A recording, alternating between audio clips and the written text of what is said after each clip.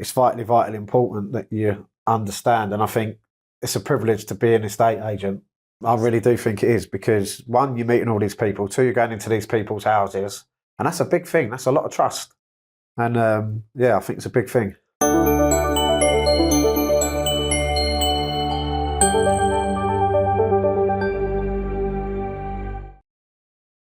Welcome to Key Coaching's Utterly Indispensable Podcast. Today we're fortunate enough to be talking to Matt Beard, who is an English professional football manager and is currently head coach of FA Women's Super League club Liverpool FC. Matt was one of the first managers to take on a full-time professional job in women's football. He has also won the league title on 2 occasions and won the FA Cup.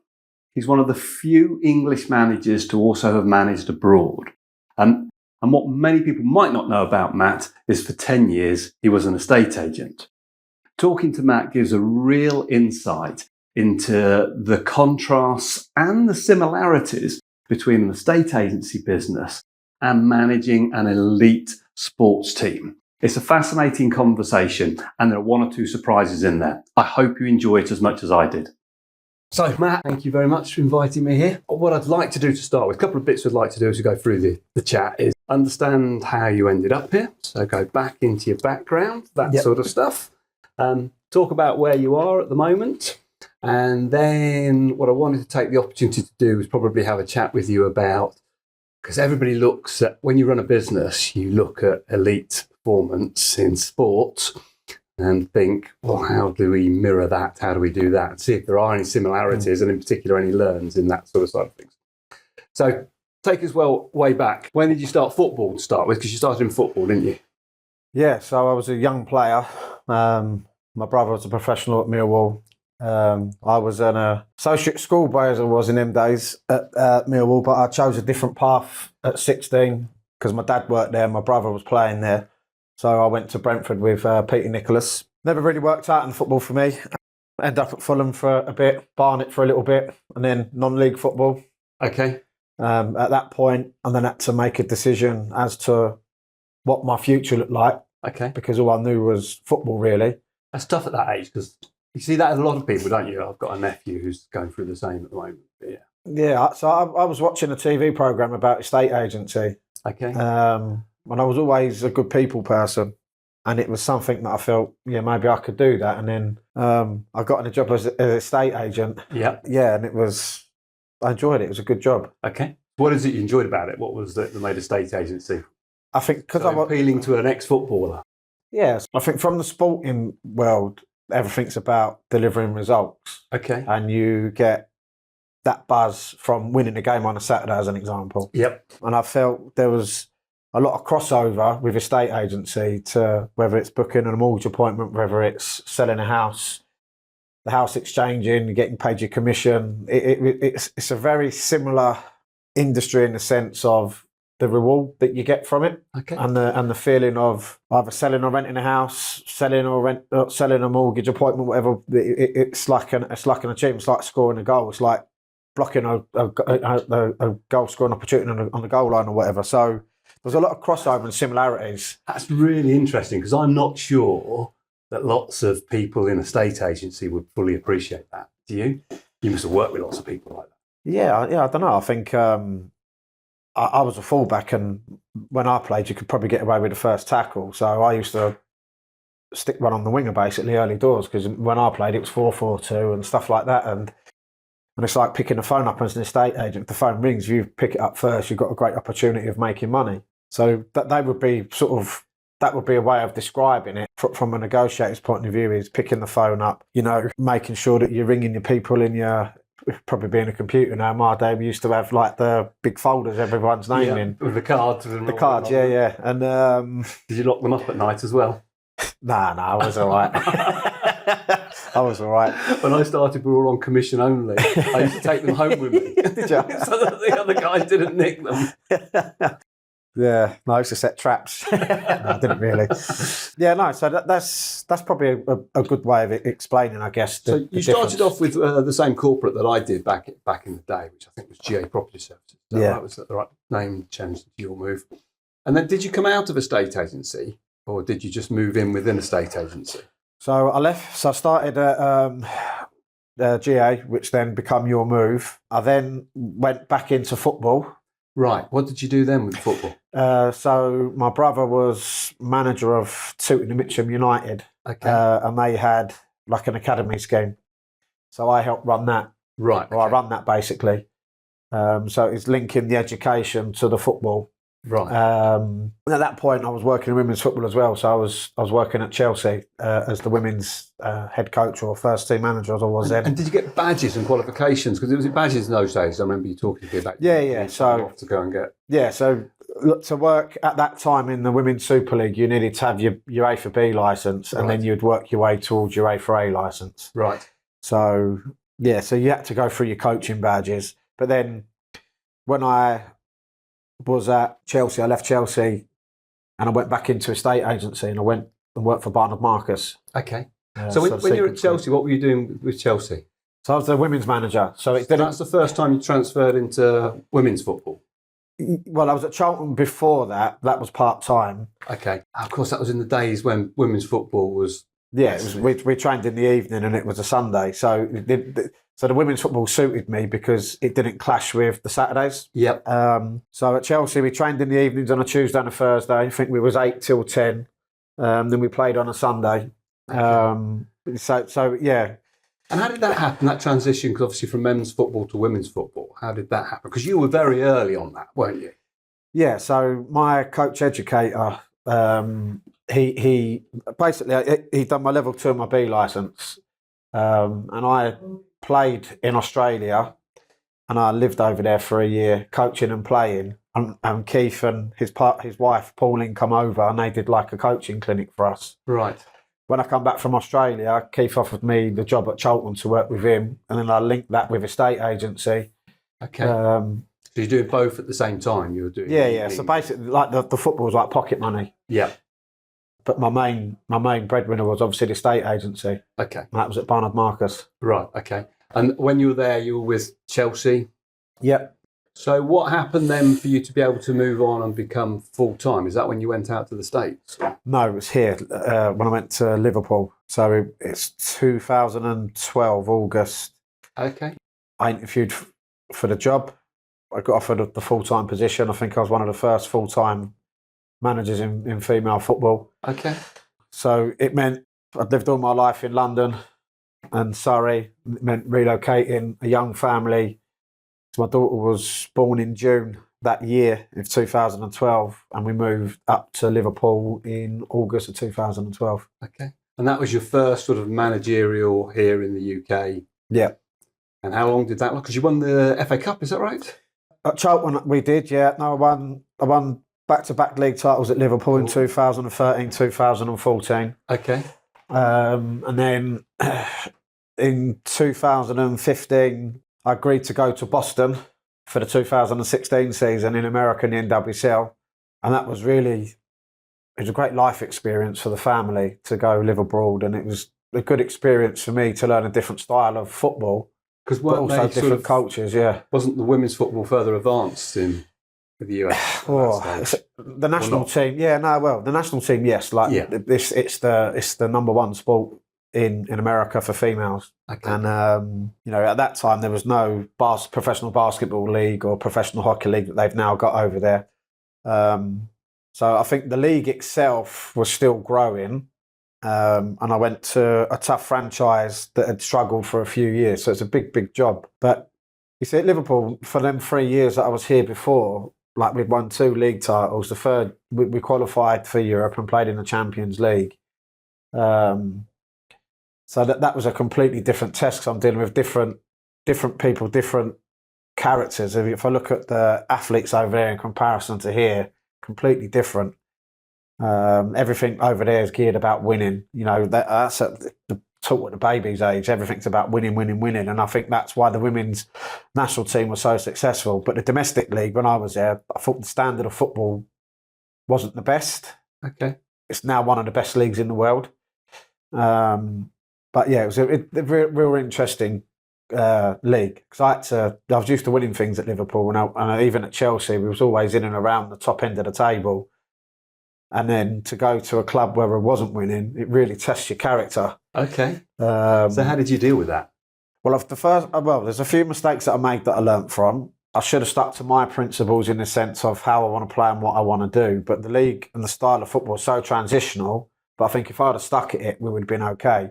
But then, what do you mean by that? What's like style of football? Yes, well, when I say my style of football, I want my teams to be organised. I want them to be hard to beat. Whereas in America, the game was really transitional. So, if you have a pattern of play, which would be, I don't know, if you're playing out from the back, sometimes in America at that stage, it would break down by phase 2 or phase 3 because there's loads of different things that go on when you're preparing stuff like that. So what I then decided to do was then say, right, okay, so I hadn't won an away game for 2 years. We wanted to try and get that ticked off. Then there was other things that we wanted to tick off as we went from then to the end of the season. But then we started to shape what the future looked like. So then we traded a few of our better players so then we could then completely revamp the team in the next calendar year. So in America, you've got the draft and stuff like that. And we had, I think, 4 picks in the top 12. Right, that's because you're one of the lesser sides, you get more picks. Yeah, right? So we finished bottom, we got the first pick, and then we traded some of our better players for some of the picks in the first round. So we shaped the development of the team around the top young players coming out of college. So Rose Lavelle was one of them, who's one of the world's best footballers now. Yeah. So we picked her at number 1. So what we decided to do was get a few targets off our back that were there, like winning the away game and stuff like that. And is that about giving everybody goals to aim for and achievable ones that are relevant to you so that people feel like they're making progress? Yeah, no, definitely. Because I think if you're not successful on the pitch week in, week out, then questions are asked regardless, because that's the nature of the beast in football or soccer as it was there. I guess it's the same in a estate agency. You'll be targeted for, as a negotiator, how many viewings you're going to book that day, how many mortgage appointments, how many sales or offers or whatever. And it's similar to there. So what we wanted to do was make sure, and by the time that season was done, we had ticked off a few things that we could say, right, we've achieved that. Yeah. Then the focus was to develop the team and then improve the team statistically.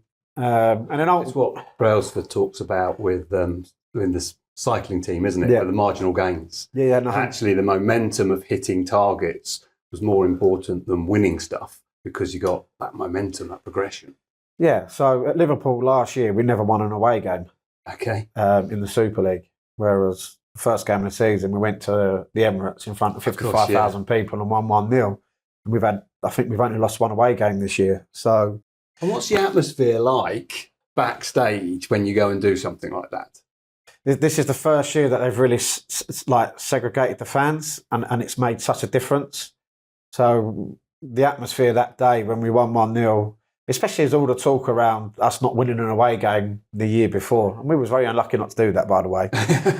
but yeah, no. But Arsenal as well, were they not? Yeah, listen, we played them at a really good time. Okay. They just got knocked out of the Champions League. It was off the back of a World Cup, but they didn't. I had most of my players for the whole pre-season, whereas they had them for 2 weeks and had the Champions League game put in front of that as well. So it was a good time to play them. But then we lost key personnel just before the game, so I didn't actually start that game with a recognised forward. Right. So I guess it balances itself out. But what I think the big benefit for me, we had such a good pre-season. We just concentrated on ourselves and no one else. We focused on, this is how we want to look in possession. This is how we want to look out of possession. This is what our fundamentals are. And we really, really homed in on that. And I think you could see that in the performance. And I think you could probably see it over the course of this year. I mean, that's interesting, Matt, because that's something that I talk about in the state agency quite a lot. Do you see how that compares at all? Yeah, definitely. I've got a great example of it. After Christmas, we played Manchester City away and we played Arsenal at home. So we were playing 2 of the biggest teams in the country. And we did a lot of work around how they play, how we're going to stop and how we can exploit them. We did do a lot of focus work on them rather than ourselves. Yeah. And I do think that had an effect on them 2 results, if I'm honest. Since then, we've gone away from that again. We focus on how we work pre-season and what we've done, how we can win games by using the data, how goals are scored, how they're conceded. So we give ourselves the best chance of winning games. And we've gone on a good run since that. of obviously winning games again. Yeah, I mean, I've always been a devil. I don't think I did research on business plans, and I don't think I read another example of a business plan that didn't do SWOT analysis, strengths, weakness, and opportunities with your opposition. But I've never been a fan of it. I've always been focused on if you do what you do really well. Yeah. Okay, your world's slightly different though, isn't it? With it being football, you've got to. Yeah, a little bit. Look, we do provide the players with the information, so we'll show them visual clips. We'll show them some data, but 9 times out of 10, it's on how we can exploit them and I guess nullify their strengths. So. Yes, that's by focusing on your own strengths. Yeah, no, 100%. Yeah, but I do think you need to focus. You can only control what you can control because you could work all week on how they're going to play, and they could change it. Yep. And then all that work you've done all week has probably been wasted because you've focused on something that's not going to happen. So I think the big thing is, yes, be aware of your opposition. Yes, be aware of your competitors. But if you focus on yourselves and you get your basics right, your fundamentals right, then you give yourself a great chance of being successful. Yeah. Again, interesting when you talk about the basics and the fundamentals. I think people underestimate actually how difficult it is to do the basics and fundamentals really, really well. I think too often we get excited by shiny things over here that we think look really exciting and new and different. But actually, just doing those sort of things really well is far more productive. Yeah, and 100%. It's like your bread and butter, isn't it? I think if you look at life in general, if I'm focusing on something that's not realistic, then it's an uphill battle already. So I think the biggest thing is honesty in the sense of the way that you work with people. Yep. Big believer in treating people how you want to be treated, and just concentrating on just getting the basics of your job right. Whether that's football, whether that's estate agency, if you can have that consistency level in what you're doing, then your performance will raise anyway. So tell me about this year's performance. How well have you done this year? Yeah, we've done well. We've done really well. Data's a big thing, obviously, in any walk of life now. Yeah. But you can get carried away by it. So what we try to do is simplify everything, even for someone like myself. You know, obviously I understand it all, but I'm not a sports scientist. So we train our players a certain way to prevent them getting injured. Yes, we want to develop them as players, but we need them fit for the weekend to produce what they need to produce on the pitch. I think the big thing for me is when we look at how a goal scored, how were they conceded. So we design our training sessions around that because ultimately that's what wins your games. You could have 90% of the ball in a game and end up losing 1-0. So as an example, a lot of goals in women's football is scored from a cross or transition. Yeah, you were showing me the stats earlier. Around 60% of goals are scored through those two. Just 2 alone. Yeah. So we focus a lot on that. So we make sure that, especially in our box, that we defend the box well. Generally at that point, the opposition's quite expansive because they're committing bodies forward. And that's an ideal opportunity to score on the counter-attack. Then on top of that, you know, we work on defending crosses and attacking crosses because that's the most scored goal in the WSL. So attacking that way and defending that way to... Yeah. So we focus on, right, okay, so how do we score? How do we not concede? And then we'll build our sessions and our game around that. Okay. And we'll talk about this year. So what's your plans going forward for Liverpool? So right now we're currently sitting 5th. Yep. We're same points tally as Manchester United are 4th. Goal difference, what's that like? Yeah, they're a lot more than us, I think. Okay. We've got quite a way to go on that. Yeah, and I think we're about 12, 14 goals behind them in the sense of the difference. But the goal last year we finished 7th. The coming up from the Championship was important that we stayed in the division. I think if I look at the start that we had, it was a tough start. Yeah. But then we started to find our feet as each week went on. Is that transition massive from? Yeah, it is. I kind of describe it like coming up from the men's championship into the men's Premier League. Yeah. You know, I think if you look at the history, tells you Aston Villa struggled coming back up from the championship to the Super League. Yeah. Leicester City struggled. Yeah. I think Manchester United are the only team and us that have come up and have had a successful sort of season in the sense of points wise and where we finished. And this year, Bristol City have come up and they've struggled. So I think Yeah, so our ambition this year is to improve on last year. Statistically, in every area we've improved. Okay. From a data perspective, and then points tally-wise, we've got 7 games left and we've surpassed what we got last year in 22 games already. Brilliant. And what does the future hold then? Is that, because it looks like it's unknown quite a lot of the time in your world. I suppose it's unknown to all of us, isn't it? Yeah, no, of course it is. I think right now it's about progression. It's about, so we made a decision in the summer to recruit a little bit younger so we could grow and build a team. We have a 5-year plan to try and break into the top 3.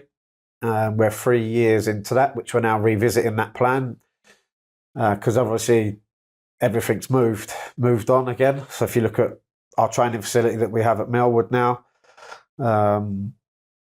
for us it's game changing because we leave no stone unturned for the players from a. These facilities are phenomenal, aren't they? Yeah. I mean, Liverpool Football Club. Obviously, this was an iconic training ground for the men. I think they was here in 1950. Obviously, when they moved to Kirby, it got sold, and we're lucky that we've managed to buy it back for the women's team. So that's fantastic. But I think it enables us now to cover all bases for the players. For me, that's game changing. So, what are some of the similarities? What are some of the things you learnt from a state agency that's managed to help you in football? So much. I'll probably use more from that than what I probably would use from coaching badges that you do and stuff like that. That's amazing, because we all assume this is elite sport. Yeah.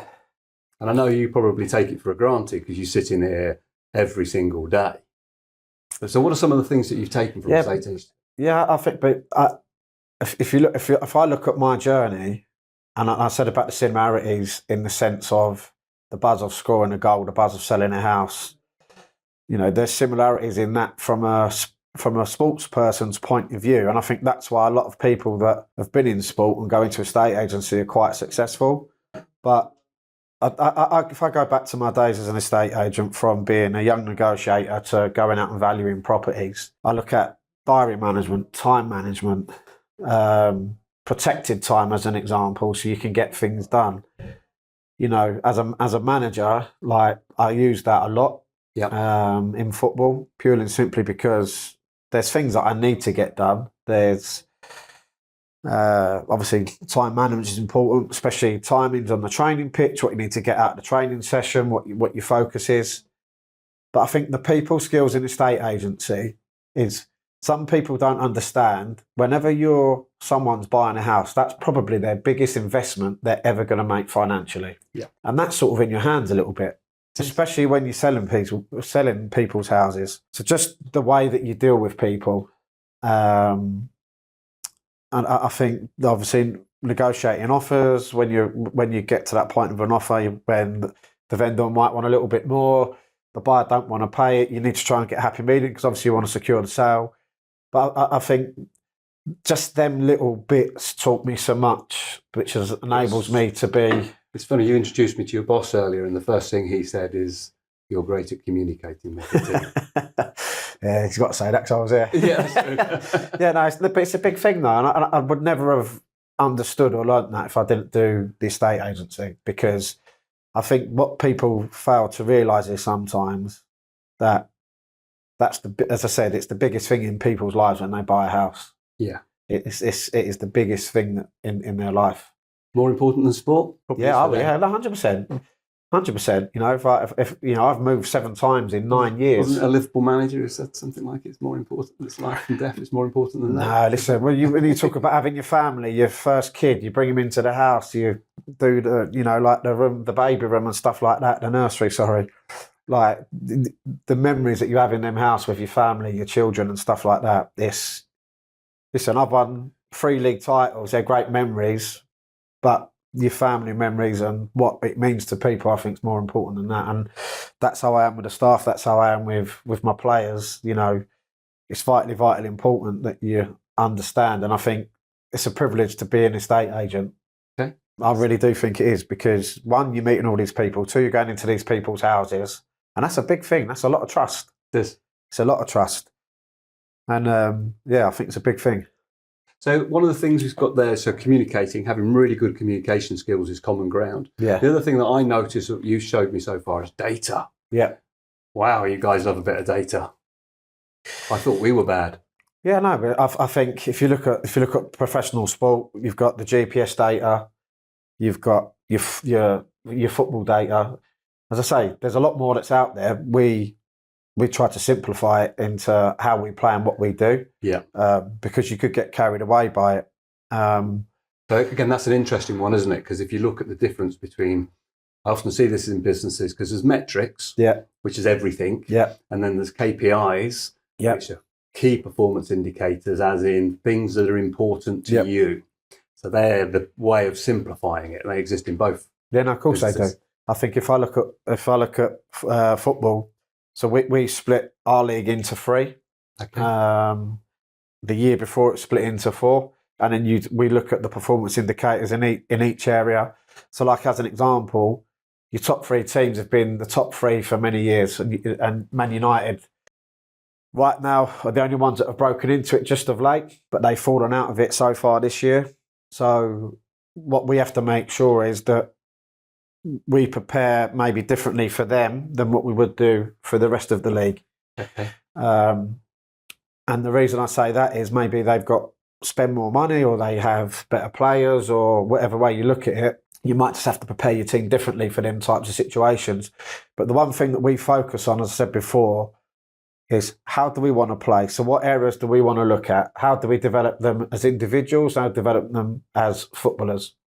So I don't know, there's so many defending stats, but there's no point at me looking at a fullback for aerial duels, because that's not really going to be their key strength. Their key strength is probably going to be blocking crosses. So what we want to do is we want to make sure that we focus on areas that will help us win football matches. Okay. So we set realistic targets, not targets that you're not going to achieve, because there's nothing worse than thinking, right, I've got to get 500 viewings this week, but you've only got 1 new instruction. Yeah. It's little things like that. So realistically, you need to set targets that are going to be achievable. Yeah, and that also that you of course relevant. Yeah, relevant to what you're doing. The fullback, it needs to be relevant to the role that. Yeah, each statistic is position specific that we do. So, what would be most important to you at the end of the game? The statistics, the key performance indicators are all through the roof, and they're brilliant.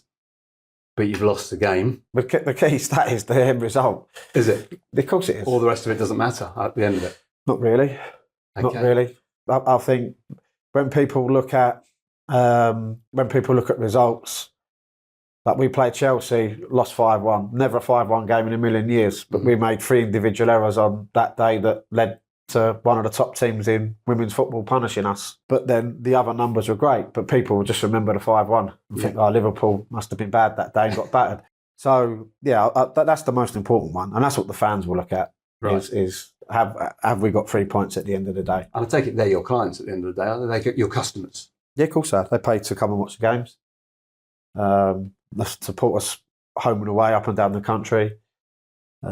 Yes, we want to try and play good football. We want to obviously make them enjoy what they're watching, but at the same time, we're in a business where we need results. So sometimes we just might have to do things a little bit differently depending on circumstances. So we have to take loads of things into consideration: quality of the pitch, weather conditions, referee. There's loads of little bits that we need to take into consideration when we're preparing for games.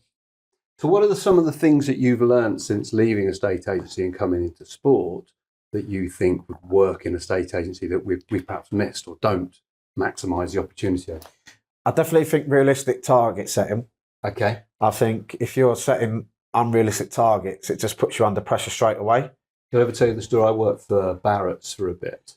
And what they would do is the manager, the top guy, would set the target and he'd give it to the next director and he'd add 20%. And then he'd give it to the next director and he'd add 20%. And then they'd finally give it to my boss and he'd add 20%. And then by the time they gave it to me, I actually worked out, well, we're not building that many houses this year, so I can't possibly sell that number. Yeah. But yeah, like I say, once you make it impossible, No. It definitely needs to be realistic. And also think, when you join, and this is a big thing, especially with corporate companies, you go through that training process. I think the big thing for me is I used to work from 8:30 till 6. That was like your set hours when I worked for Barnard Marcus in London. Yep. You never would get any training. Nope. You'd never get any training. And I think it's vitally important that you do that. And it's not got to be like an hour, 2 hours. It could be a 15-minute session. It could be a 30-minute session. So I think understanding what that time does, maybe reflection as well, because you're always on the go in estate agency, is that reflection piece. Because it's relentless. Yeah, no, it is. And it's a little bit like the football industry. So, whenever we play a game, we'll reflect on it, we'll review it, we'll present that to the players. We get the players sometimes to present to us with it. So I think...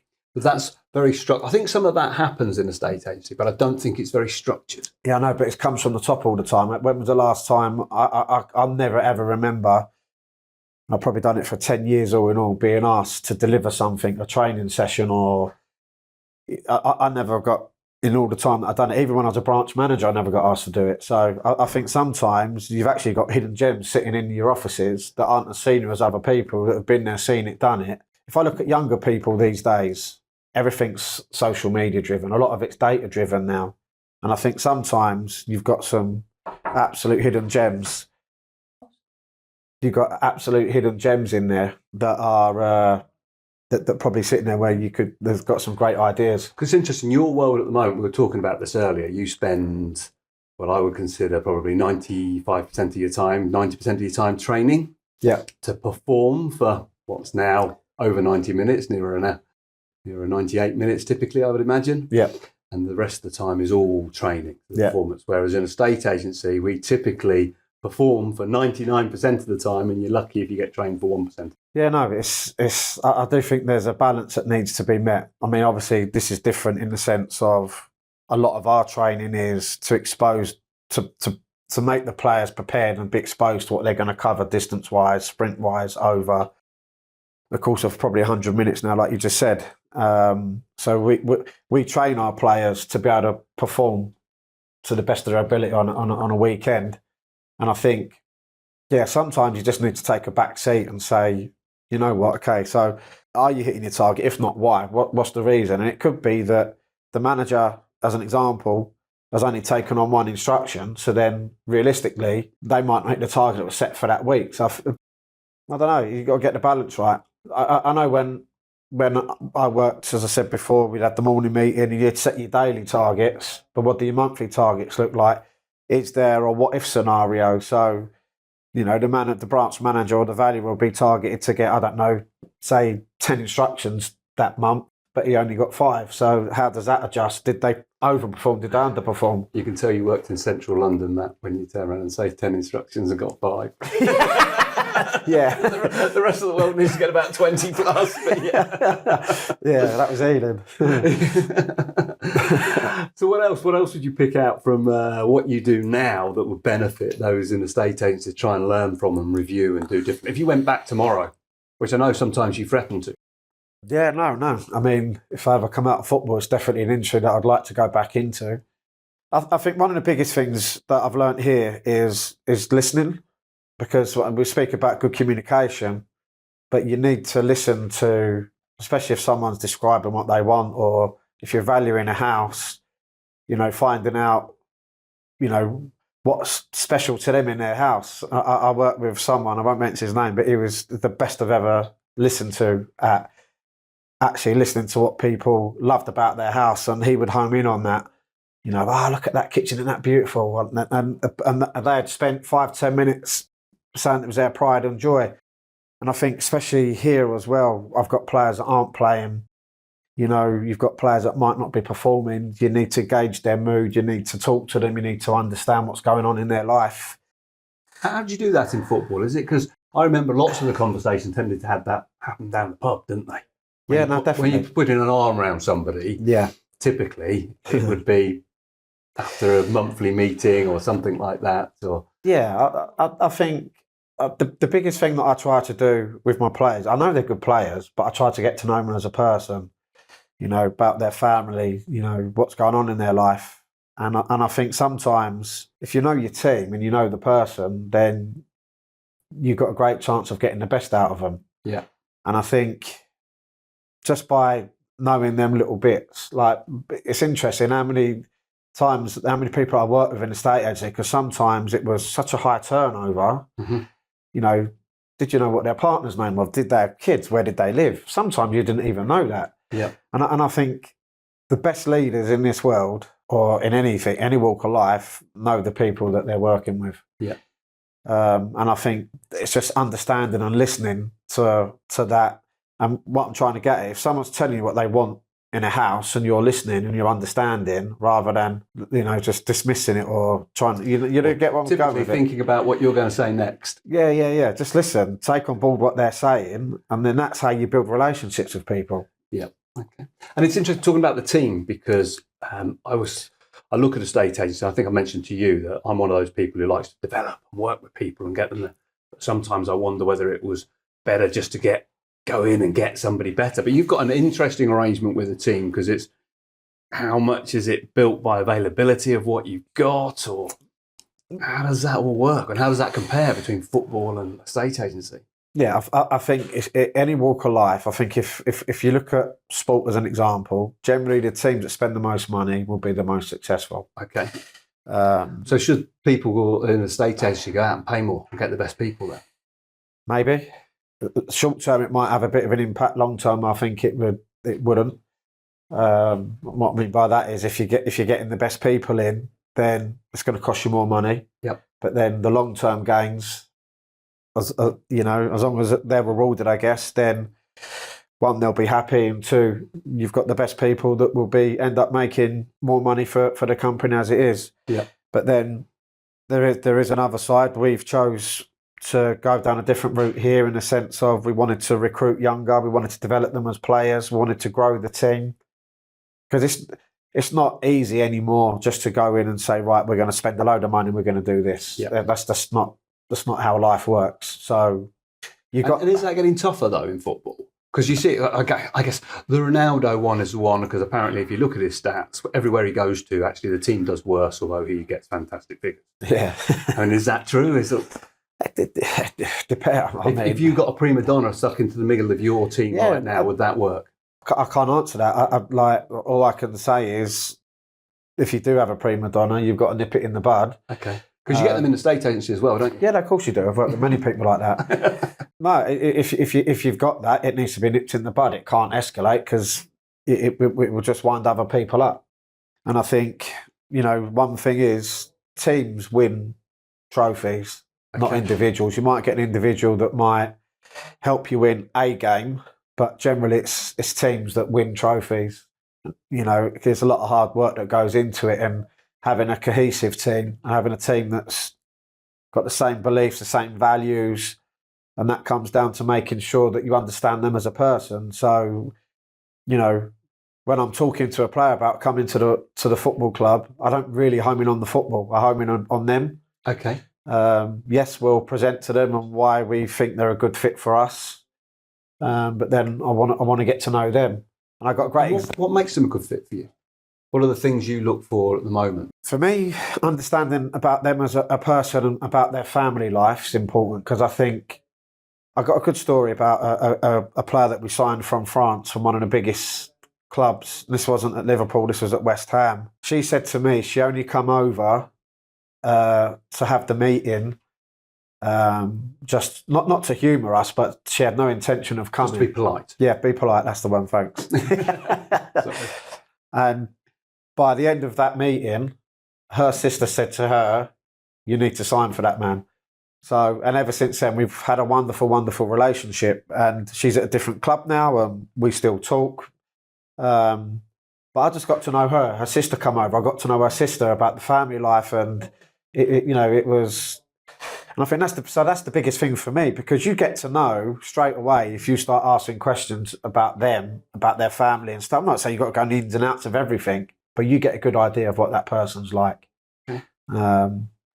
And sometimes the person is more important than the player. And I've made decisions in the past where I've not liked the conversation and walked away from A really good player. From a really good player, because I don't think that they would have been the right fit for us.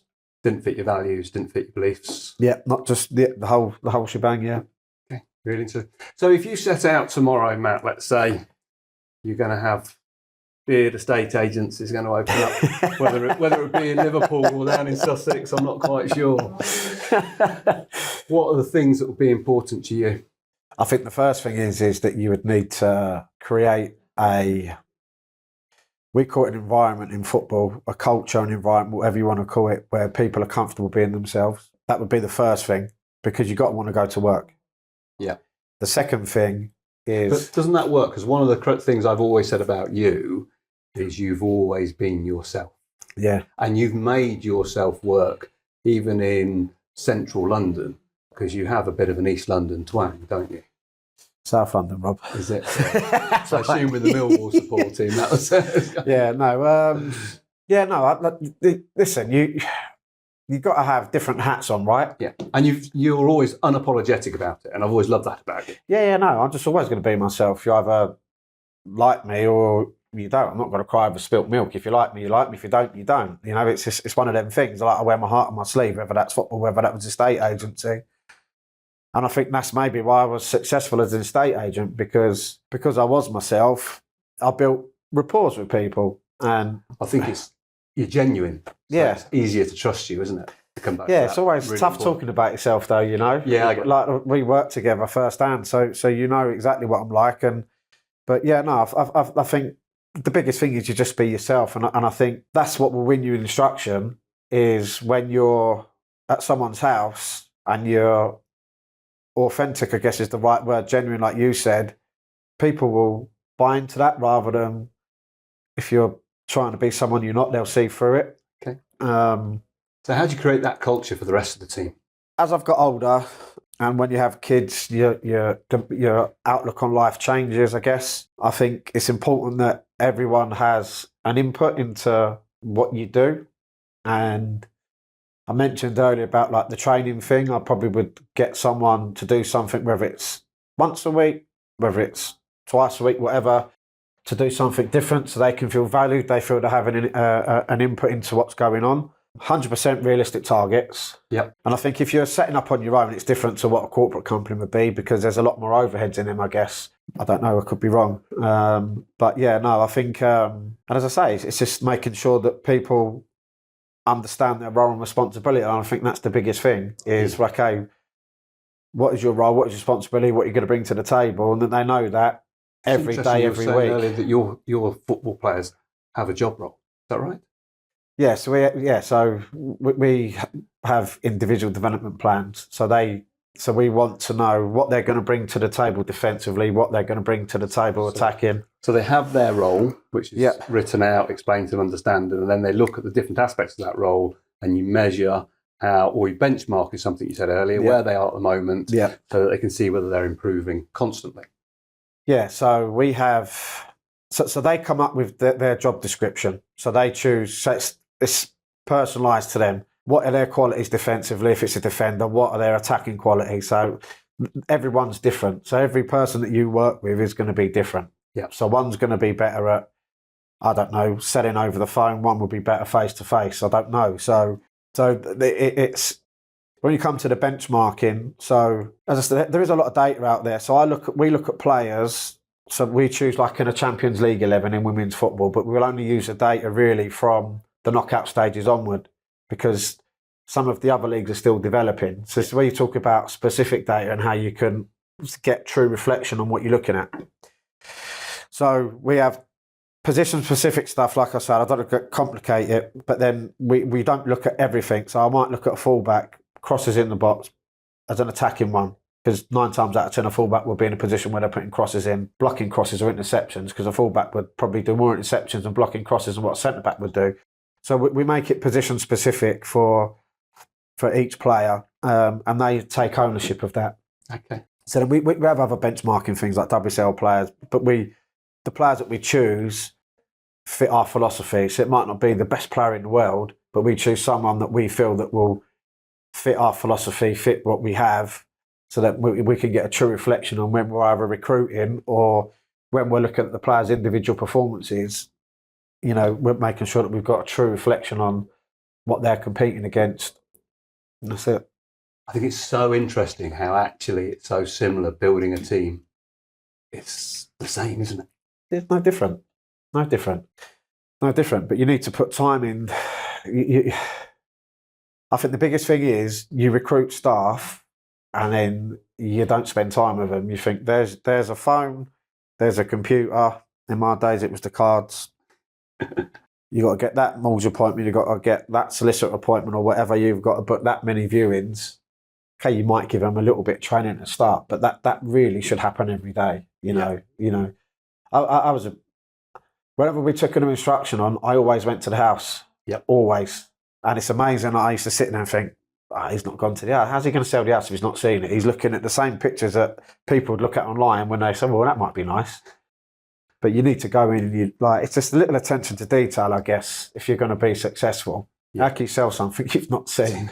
I don't know.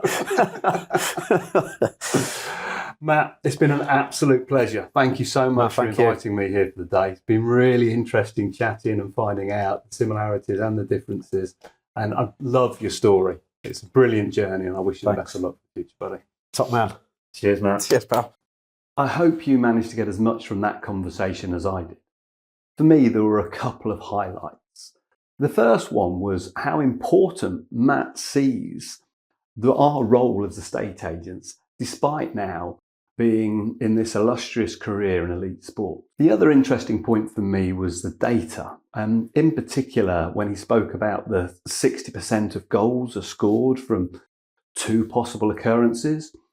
And that reminded me about trying to do the basics well. So most goals are scored either in transition or from corners. So Matt concentrates his training and his practicing around those areas so that he can get those basics in place really well. And I think in a estate agency, all too often, we get sold on the new marketing scheme or advertising or click funnel or whatever it might be. Whereas actually there's a lot to be said going back to the basics and doing those things really well. When I was there at the training ground, I was able to observe their training. And there were a couple of interesting bits with that. For 50% of the time, the training was directed by Matt and the management team and the coaches, and they set the training. Then for the other half of the time, the training was actually set by the players themselves. The coaches all stayed there to support, but the players are in charge of their own development. I thought this was fascinating and really transferable to our world in a estate agency. And Matt commented there about he felt that if he was going to do a estate agency again, he'd provide more training. Well, if people took ownership of their own development and their own training, you'd double the amount of training overnight. So I thought that was a real win there. And the other interesting one from the data, and it probably didn't come out in the interview, but Matt and I went through all of his figures prior, was the fact that on most occasions, goals are scored after 2 touches, the first touch to control and the second touch to strike the ball. Everybody apparently knows this in football. And yet one of their biggest battles is to get the players to understand this. So once they touch it 3, 4 or 5 times, the moment they touch it one more time, they reduce the statistical chances of them actually scoring. And it's fascinating that everybody knows it, and yet the players in the heat of the moment still are unable to stick to this 2-touch principle. And it made me wonder, I wonder what data is sitting there screaming at us, and we still haven't altered it accordingly. But I hope you got a lot out of that conversation. I hope it's done a little bit more to help you be valued.